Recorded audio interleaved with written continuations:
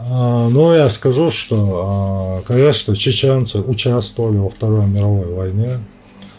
Другое дело, что это была как бы война, ну, вне национальных интересов чеченцев, я прямо скажу то, что считаю. Меня вот этот пафос такой патриотический меня абсолютно не трогает. Ну и скажу, раз чеченцы попадали на войну, никогда даже самые лютые враги чеченцев не обвиняли наш народ в том, что он проявляет на войне трусость. И естественно, я считаю, что чеченцы, попав на войну, они воевали как следует. Ну и в подтверждение этих слов приведу слова Ивана Петровича Рыбкина. А Иван Петрович Рыбкин, это, ну, нынешняя молодежь, наверное, не знает его. В 90-е годы он был спикером Госдумы России первого созыва, ну, председателем парламента. И после этого он был секретарем Совета Безопасности России. То есть это был человек, чья должность позволяла ему поднять телефонную трубку и потребовать любой документ. И вот он, я сейчас процитирую его, что он писал. По отношению к чеченскому народу часто проявляется неблагодарность. В советский период целый народ был депортирован. Их считали пособниками немецких фашистов. По-другому о чеченцах не говорили. А среди них было 146 героев Советского Союза. И можете проверить это утверждение, оно содержится в книге Рыбкина «К безопасности через согласие и доверие. Выступление и интервью. Москва, 1997 год». И вот если бы Рыбкин сказал там, ну, приблизительно 100, там 200, я бы еще так засомневался, но он приводит точное число: 146 героев Советского Союза, чеченцев, получивших эти звания во Вторую мировую войну. Ну и раз зашла об этом речь, я вам покажу одну книгу.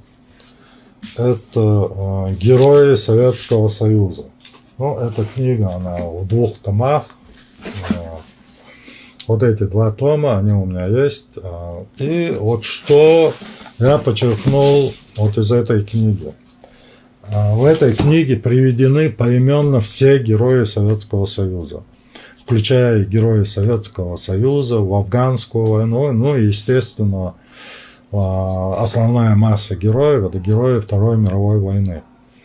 И я немножко исследовал вот это издание, до конца эту работу не довел, сразу признаюсь.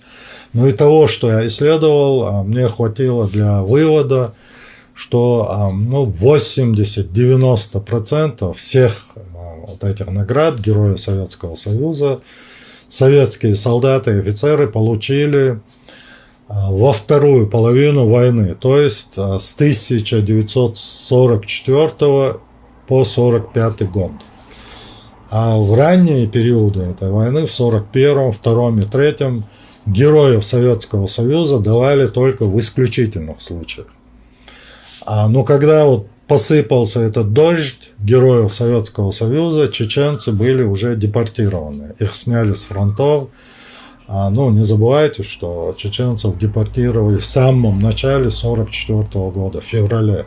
То есть чеченцы не воевали ни весь 1944 год и не весь 1945 год, ну, кроме единиц, которые были записаны представителями других национальностей, там, дагестанцами, татарами и так далее.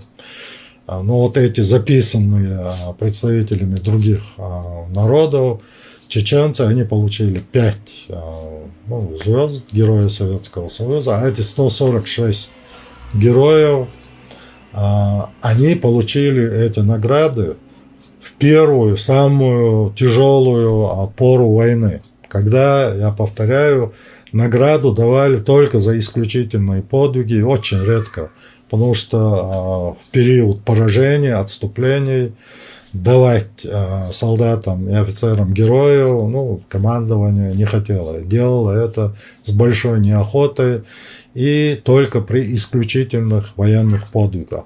И именно в этот период, в ранний период, чеченцы получили 146 звезд Героя Советского Союза, как пишет Иван Петрович Рыбкин.